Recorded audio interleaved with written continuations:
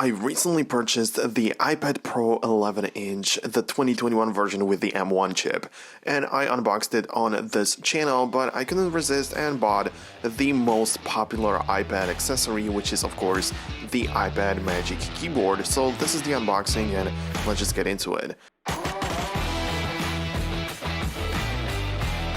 So the reason why I bought it is, like I say, because it's just a great experience. I don't want to talk about what an iPad is and what it isn't, and some people have differing opinions about it, but this is just the unboxing of the iPad Magic Keyboard. So as of right now, it costs 329 euros, but the price is different, of course, across the markets. The packaging is of course kind of heavy because it has to hold the actual iPad and not fall off the table, so it has to be distributed, the weight across the Magic Keyboard. On the front we have like a regular picture of it, and on the back we have 3 pictures with the way you can use it and how you can attach it, the way it actually looks with an iPad. Of course, I do not have to mention that this is an accessory. It doesn't come with the iPad, so yeah, you will need it only if you have an iPad in the first place. Now let me finally unwrap the plastic onto the packaging in a very satisfying way, hopefully at least.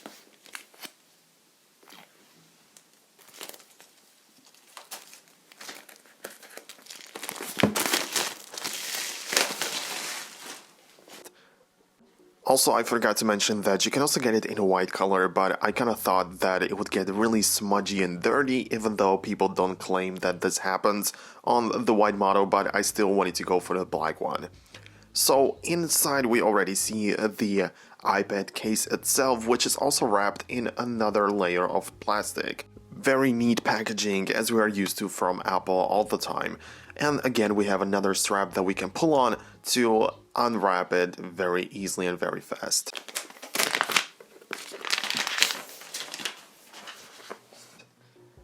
You can see that the paperwork isn't placed around it, around the product in the box, but rather inside, because it's, as you can see, it's just a case.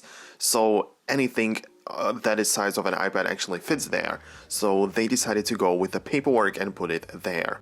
As you can see, some regular papers that are kind of compulsory and they have to add it, and they have to ship it with every product, of course, and it's kind of basic. You can see like some instructions on how you can use it, but it's just the picture of the position when you like slap the iPad there and how you can rotate the thing and stuff. Nothing really that deep, and people don't really need instructions for it. But a very important part, there are no Apple stickers included in the box, so that's kind of sad because you have to pay a lot for this kind of accessory. It would be nice, but it's just not there. And we can finally take a look at the cover or the iPad keyboard itself. You can notice that it just holds its shape really well and it just doesn't move around. It's not flimsy, it's just a very sturdy case. I keep referring to the iPad Magic Keyboard as a case as well, because you can also use it that way. Like you can slap your iPhone there and close it and use it as a protection, which also can work as a keyboard at the same time. That's why I also consider this to be a case. And of course, at the first glance, it makes everything look satisfying when you like type on the keyboard, because it's the Magic Keyboard, it's not the butterfly keyboard, and I personally been using that on my MacBook for a long time, and now switching to new MacBooks and Magic Keyboard on the iPad, it's really nice. The typing experience is so much better compared to the butterfly keyboard.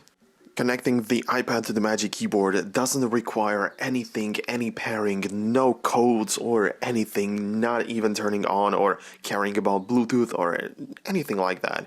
You just slap your iPhone there, it just connects through the 3 dots, that the connector on the back, and you're good to go. You don't literally have to care about anything. That's just so great about Apple and their like ecosystem, and everything is so synchronized, but you know about that. The trackpad is a little bit smaller, but it's definitely not a huge problem. I do not consider it to be that way. You can still use it normally, and it's a different user experience because you're using it on the iPad OS, not on the Mac OS, so the precision doesn't have to be exactly the same as you need to provide it on the MacBook. But this is of course not a review, and I have so many thoughts on the keyboard because I've been using it for a longer period of time on my iPad and with my iPad all the time. So, and for you it means that you should definitely expect a video of a review about it, and it's coming up very soon, so stay tuned for that. This is just an unboxing video and a setup as well, but the setup is so simple that it literally doesn't take any time or effort at all, so the setup cannot really be like a huge thing, of course. If you like the video, definitely stay tuned for more content, also about this, but about other things as well. But you can also support it with your thumbs up, and definitely consider subscribing to the Apple Fox channel. It just helps the channel and makes you stay updated, so there's nothing what could go wrong with that. Anyways, thanks a lot for watching and see you guys in the future.